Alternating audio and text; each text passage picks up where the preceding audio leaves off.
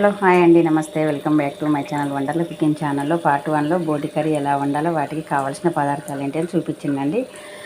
బోటి కర్రీని ఒక 5 విజిల్లు వచ్చినాక బంద్ చేసి మూత తీయాలని చెప్పిందండి. 5 విజిల్లు వచ్చిన తర్వాత బోటి కర్రీ ఇలా ఉంది చూడండి, ఎంత బాగుందో.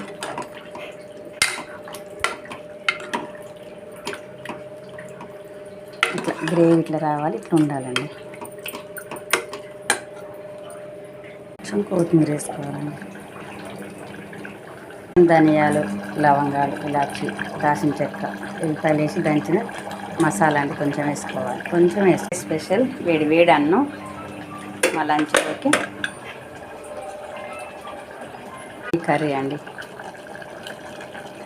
మీకు కనుక మా ఐడియా నచ్చితే లైక్ చేయండి, షేర్ చేయండి, వండర్ల కుకింగ్ ఛానల్ని సబ్స్క్రైబ్ చేసుకోండి. బాయ్ అండి. బోటి కర్రీ రెడీ.